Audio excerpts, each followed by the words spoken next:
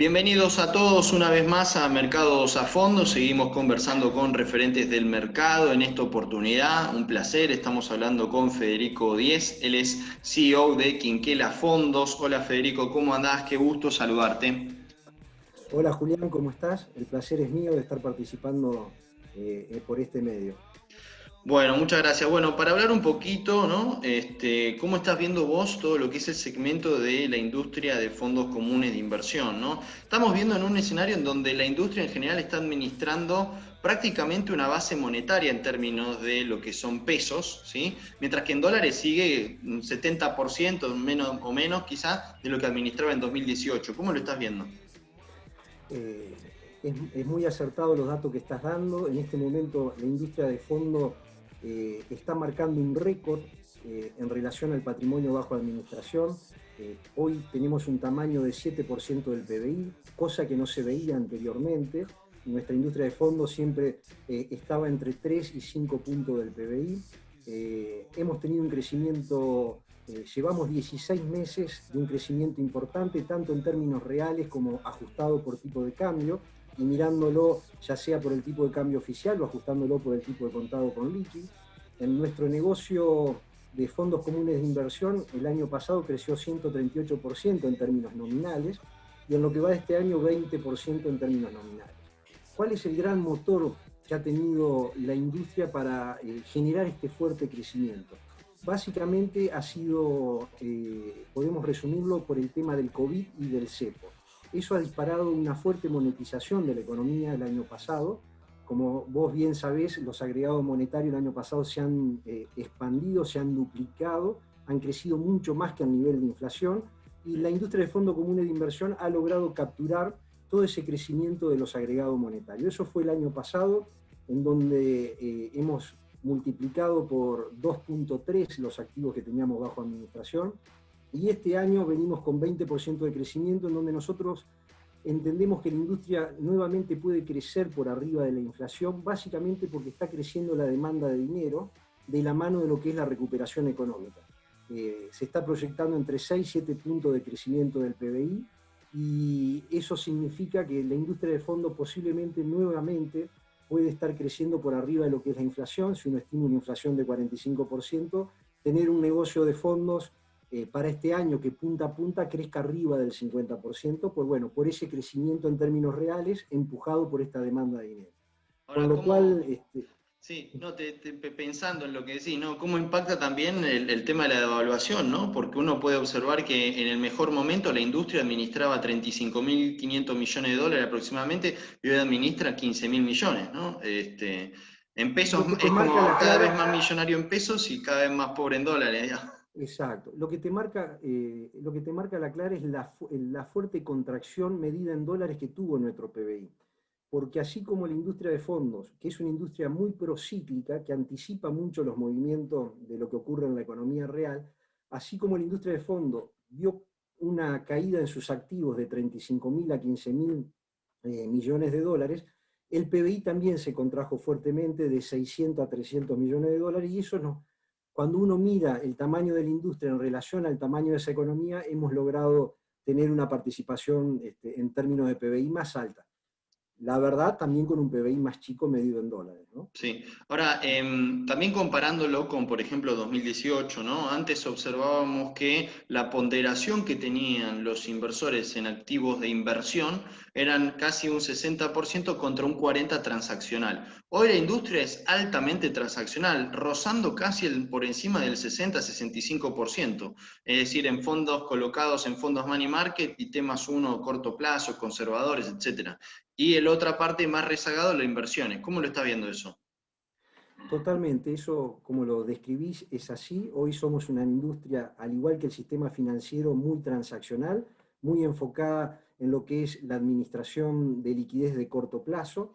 Y yo creo que básicamente podemos encontrar factores macroeconómicos que están detrás de esa diversificación que hoy acabas de nombrar, en donde nos ha vuelto mucho más transaccionales. Nosotros tenemos una industria que básicamente administra y se maneja en el mundo pesos y se maneja en el mundo dólar. El mundo dólar hoy en nuestra industria de fondos comunes de inversión no llega al 15% de los activos bajo administración. El mundo peso, que es lo que realmente se está administrando, es el 85% de lo que se gestiona. Y hoy la realidad es que encontrar drivers y catalizadores macroeconómicos que lleven al inversor a estirar la duration de los portafolios es muy difícil. ¿Por qué? Hay una debilidad estructural en el peso, que es el bajo nivel de reservas que tiene el Banco Central y la incertidumbre que hay en el tipo de cambio y en la brecha por cómo se puede comportar ese tipo de cambio a largo plazo. Entonces, esos dos factores de incertidumbre de largo plazo hace que todo el dinero líquido que hay hoy se posicionen y hagan tasa de interés de corto plazo, que es muy difícil estirar duration. Estamos viendo que el gobierno nacional, en las licitaciones que ha venido haciendo este año, como vos bien sabés, el gobierno nacional ha ido normalizando el mercado de deuda en pesos, pero no ha ido logrando estirar sus colocaciones, sus plazos de colocaciones. Y lo que está atrás de este factor es eso. Y encima estamos en un año electoral donde por lo general el inversor se vuelve mucho más cauteloso, por lo general el inversor empieza a privilegiar la liquidez que hacer apuestas a mediano y largo plazo. Y más en un mercado en donde hoy cuesta encontrar valor en pesos, en esas licitaciones con las tasas a las que quiere capturar el Tesoro Nacional, ¿no? Sí, con esto último que te quiero que mencionar, me parece interesante porque hay mucho en money market de muy corto plazo, por lo que pude observar, y eso desplomó también las tasas de interés, ¿no? Y mucho se notó también quizás en la última licitación del gobierno, en donde no se dieron tantas salidas de fondos money market para entrar a la licitación. Quizás eso puede haber sido también una de las causas por las cuales no le fue bien al gobierno, ¿no? O sea que hay mucho concentrado en money market hoy en día. Sí, totalmente. Hay mucha concentración en money market. Cuando uno mira el mercado de deuda en pesos en Argentina, lo que observa es que de octubre del año pasado a febrero, el mercado de deuda en pesos ha comprimido mucho su rendimiento, con lo cual ha generado una ganancia de capital importante para los inversores. Mirando las distintas curvas que hay, mirando la curva de deuda en SER, mirando la curva de tasa fija, la de tasa banda. Ahora, toda esa comprensión de rendimientos y con colocaciones de corto plazo, ¿qué hace? Que el inversor empieza a observar que empieza a tener un riesgo de mercado muy importante en esas posiciones, porque lo compara contra el rendimiento de un money market o el rendimiento de un T+1, que son fondos de corto plazo, que están con rendimiento entre 32 y 35%, entonces ya empiezan a rendir casi lo mismo en el corto plazo y con el riesgo de mercado de ver si puede haber algún tipo de ampliación en la brecha, etcétera, que afecte ese tipo de inversiones. Entonces, se vuelve más cauteloso el inversor, se posiciona en money market y en T+1. Nosotros vivimos un sell-off en la deuda en peso en el mes de marzo, básicamente producto por tres factores. Como vos bien sabés, Julián, hay muchos inversores no residentes todavía en el mercado de deuda en peso, con posiciones importantes cercanas a los 4.000 millones de dólares. Esos inversores han estado aprovechando toda la caída que tuvo el contado con liqui y el dólar MEP para ir desarmando esas posiciones en peso e ir dolarizando y saliendo del mercado de deuda en peso en Argentina. Eso empezó a generar presión en los precios. Y otra cosa que que cambió la dinámica del mercado en pesos fue la desaceleración que generó el Banco Central en el ritmo de devaluación diaria. Nosotros los fondos comunes de inversión teníamos una categoría que se llama fondos de dólar link, de cobertura contra el dólar oficial. Era una categoría que había crecido mucho el año pasado, representó casi el 20% del crecimiento. Este año también una categoría que estaba creciendo mucho porque el tipo de cambio se devaluaba por arriba de lo que era la tasa de interés y estaba casi en línea con la inflación.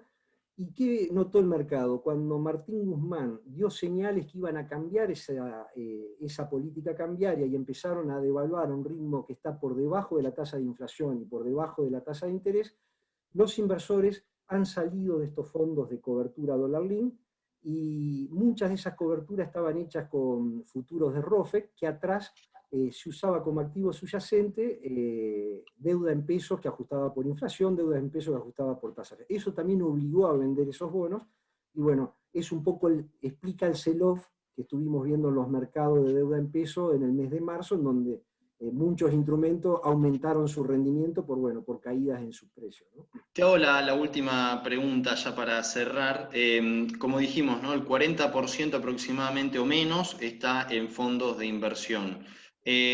¿Qué gatillaría que eso pueda volver a crecer y tener una ponderación mayor? ¿Cuáles podrían ser los drivers de tu punto de vista en donde podemos tener una dinámica de mediano plazo positiva, yendo a los flujos hacia lo que son bonos de mediano y largo plazo, incluso también acciones, ¿no? Que no es transaccional, digamos? Claro. Bueno, ahí yo te diría que hay varios factores, dependiendo si miramos el mercado en pesos o el mercado en dólares. Si miramos el mercado en dólares, para que empiece a ver atractivo en eso, yo creo que el inversor hoy está mirando básicamente es ver que Argentina tenga capacidad de rolear su deuda en dólares. Sí. Y para que el inversor sienta que Argentina va a tener capacidad de rolear su deuda en dólares, va a querer ir viendo a lo largo del tiempo su consistencia fiscal, ir viendo cómo el gobierno empieza a generar certidumbre en relación a su programa fiscal y a su programa monetario. Y segundo, va a empezar a seguir, como lo está siguiendo hoy, cómo se recupera el nivel de reservas, que es la garantía de que el modelo está funcionando y que van a empezar a existir esos dólares de respaldo para poder generar ese rollover de deuda. Creo que por ahí pasa un poco los disparadores. Otro disparador es qué lectura va a hacer el mercado sobre el resultado electoral. Me parece que va a ser un driver importante para todo lo que es el mercado de deuda en dólares. Ahora, cuando miramos el mercado de deuda en pesos, yo creo que ahí va a jugar un partido muy importante en cómo va a ser, cómo el mercado espera que venga la inflación, cómo va a jugar la tasa de interés en ese nivel de trade-off entre inflación y tasa de interés. Y si el inversor ve que el mercado de peso empieza a ofrecer rendimientos en términos positivos, bueno, es algo que va a ayudar a las inversiones del mercado en peso. A nosotros como gestores de fondos, mirando el mediano y largo plazo, decimos que para los inversores hoy la palabra clave se llama cobertura, y cobertura frente a dos eventos claves: cobertura frente a la inflación y cobertura frente al tipo de cambio oficial. ¿Por qué? Porque pensamos que hoy son los dos activos que están más atrasados en relación a este tipo de cambio libre que estamos viendo en el mercado. Los precios de la economía han quedado muy atrasados en relación a ese tipo de cambio libre, y el tipo de cambio oficial, bueno, se ha empezado a atrasar levemente. Entonces, nos parece que la industria de fondos el día de mañana puede llegar a estirar duration por el lado de los fondos de cobertura con inflación o por el lado de los fondos dólar link. Ya algo de eso se está viendo.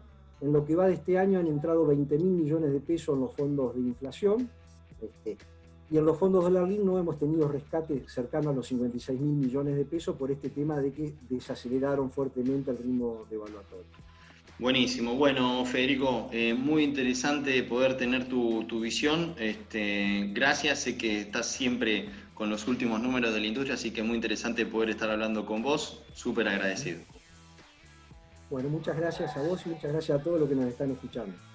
Muchísimas gracias. Muchísimas gracias. Bueno, ustedes que están del otro lado, entonces también será hasta la próxima.